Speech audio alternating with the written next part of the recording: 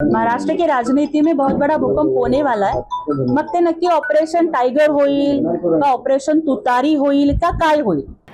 मात्र भाजपनंच शिंदेंचा हा डाव उधळून लावलाय. नेमकं काय घडलं पाहूयात. राज्याच्या राजकारणात सध्या पडद्यामागं मोठ्या हालचाली सुरू आहेत. उपमुख्यमंत्री एकनाथ शिंदे यांनी आखलेले ऑपरेशन टायगर आणि ऑपरेशन तुतारी सध्या स्थगित करण्यात आल्याची मोठी माहिती समोर आली आहे.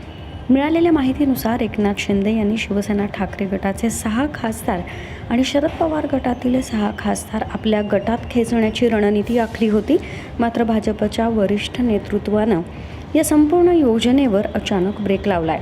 सूत्रांच्या माहितीनुसार शरद पवार गटातील नाराज खासदार जर महायुतीत येणार असतील तर त्यांनी शिंदे गटात न जाता थेट सुनेत्रा पवार यांच्या नेतृत्वाखाली गटात सामील व्हावं अशी अट भाजपकडून घालण्यात आली आहे. यामागं अजित पवार गटाचं अस्तित्व टिकवणं आणि सुनेत्रा पवार यांचं नेतृत्व मजबूत करणं हा उद्देश असल्याचं बोललं जात आहे. दरम्यान एकनाथ शिंदे यांची वाढती ताकद भविष्यात भाजपसाठी डोकेदुखी ठरू शकते असा अंदाज दिल्लीतील वरिष्ठ नेत्यांनी बांधल्याची चर्चा आहे. शिंदे यांच्या विस्तारवादी धोरणामुळे महायुतीतील अंतर्गत संतुलन बिघडू नये यासाठीच त्यांच्या या फिल्डिंगला ब्रेक लावण्यात आल्याचं समजतंय. राज्यात आगामी स्थानिक स्वराज्य संस्थांच्या निवडणुका आणि केंद्रातील सत्ता समीकरण लक्षात घेता राष्ट्रवादी काँग्रेसच्या दोन्ही गटांचं विलिनीकरण झालं असतं तर राजकीय समीकरणं पूर्णपणे बदलली असती.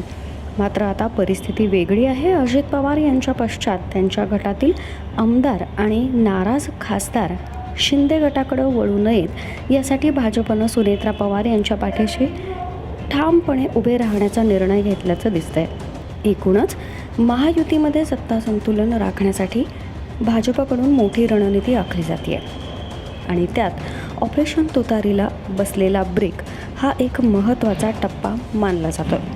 पुढे या राजकीय घडामोडींना कोणती कलाटणी मिळणार हे पाहणं आता अत्यंत महत्त्वाचं ठरणार आहे.